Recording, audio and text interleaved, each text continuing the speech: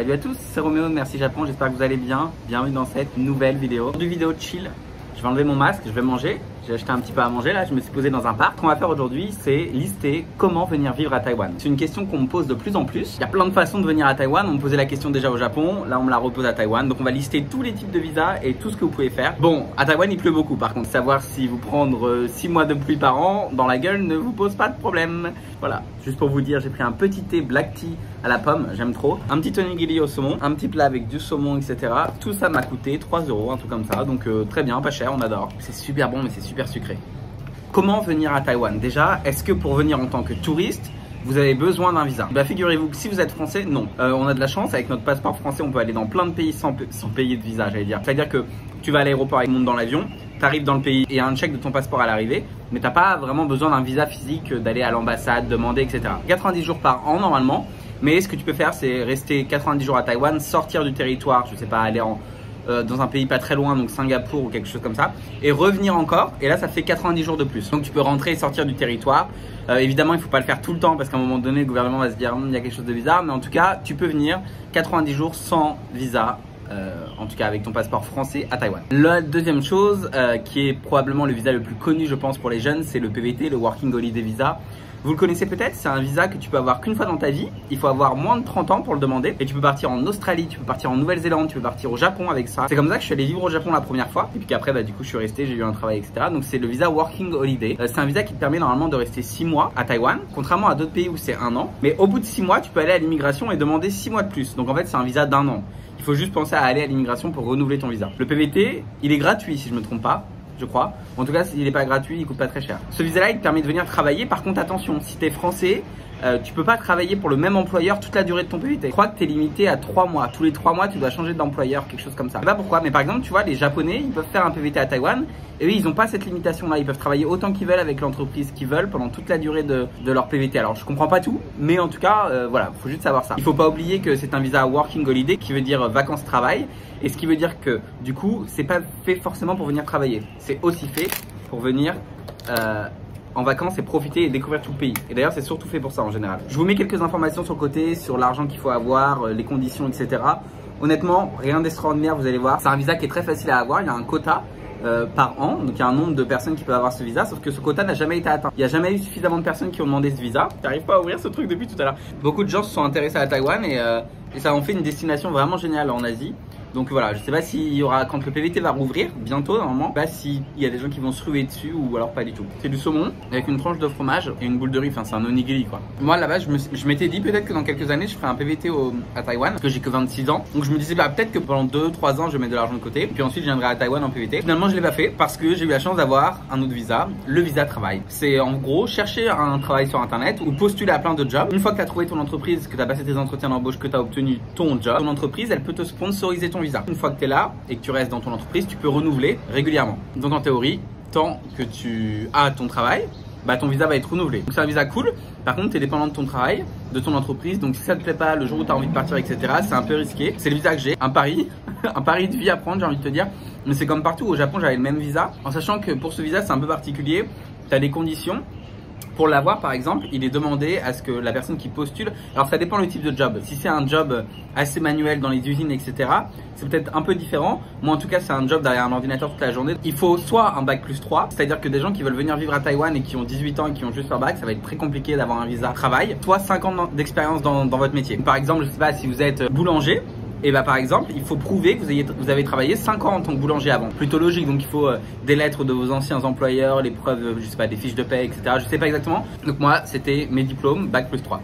Une fois que ça c'est fait, votre entreprise qui est à Taïwan va récupérer tous vos diplômes, tous vos documents, etc. Elle va aller à l'immigration, elle va demander un permis de travail. Le permis de travail, l'immigration dit oui je vous le donne, non je vous le donne pas. Une fois que l'immigration a dit oui je vous le donne, dans ce cas-là, ton entreprise récupère le permis de travail et te l'envoie par la poste chez toi. Donc moi ils me l'ont envoyé de Taïwan à chez moi au Japon. Et ce document-là, il te permet ensuite d'aller au bureau de représentation de Taipei, donc l'équivalent de l'ambassade, et d'échanger en gros ce papier-là contre ton visa. Autre visa possible, le visa étudiant. Bah oui, parce que tu peux venir à l'université étudier dans ton domaine. Par exemple, je sais pas, tu as fait une licence et puis tu as envie de faire un master, et bah peut-être que ton université elle a un partenariat avec Taipei ou avec Taïwan, avec des universités qui sont ici, donc dans ce cas-là tu peux venir. Tu peux aussi venir décider d'apprendre le mandarin ici, donc le chinois, c'est possible. Tu peux venir en école de langue, donc tu payes pendant 6 mois ou pendant 1 an ton école de langue et puis tu viens apprendre le mandarin. Par exemple, mon coloc avec qui je suis actuellement, lui est venu à 18 ans étudier et puis il a fait du coup ses 5 ans ici, c'était pas prévu, 5 ans d'université à Taïwan. La sauce soja salée. Un peu de wasabi. Attention quand même, le wasabi ici il est beaucoup plus fort que celui qu'on peut avoir en France. Donc voilà, ça c'était pour le visa étudiant.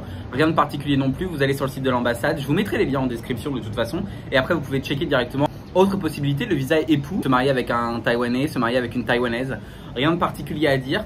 C'est comme tout en fait, si tu es une étrangère mariée à un Français, tu peux venir après vivre en France. Donc bon, un visa classique, j'ai pas grand chose à vous dire là-dessus. Essayez pas de trouver quelqu'un juste pour sa nationalité et son passeport.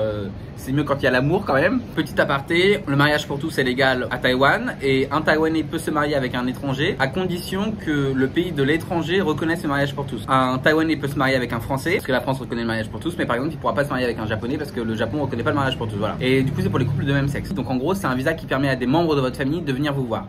Admettons moi si j'avais des enfants, j'espère pas, touche du bois, du singe.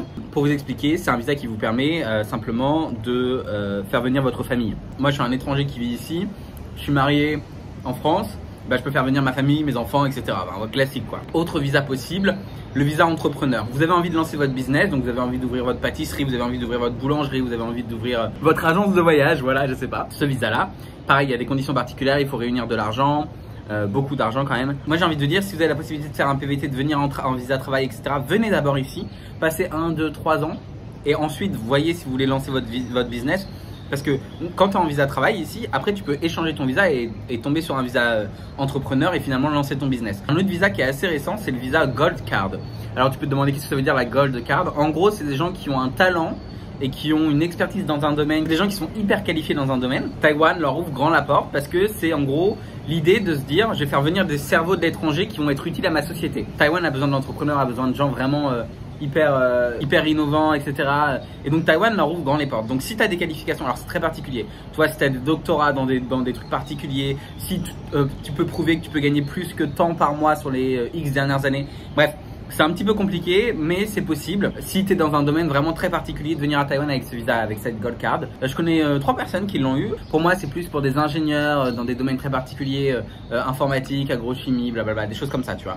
Quand tu arrives, tu as plein d'avantages sur les impôts, sur plein de choses. En gros, Taïwan vraiment veut essayer d'attirer plein de talents à l'international. Et je trouve que c'est une bonne idée. Donc si jamais tu es dans ce domaine-là, que toi tu as déjà 35-40 ans, que tu es ingénieur dans un domaine, tu as des compétences très particulières, très poussées et pointues dans un domaine, et ben ce visa peut être bon pour toi. Tu peux aller regarder en ligne, toute la demande se fait en anglais. Donc ça c'est cool. Moi je parle pas mandarin, je parle pas chinois et pourtant j'ai réussi à venir à Taïwan vivre ici. Évidemment, mettons que je suis là, il faut que j'apprenne. Mais ce que je veux dire c'est que ne vous inquiétez pas, la langue au départ à minima c'est secondaire. Je suis arrivé au Japon, je parlais même pas anglais. Il existe aussi évidemment d'autres types de visas que je vais pas énumérer là parce qu'il y en a beaucoup et que je les connais pas tous. Dans des visas culturels, des visas très particuliers.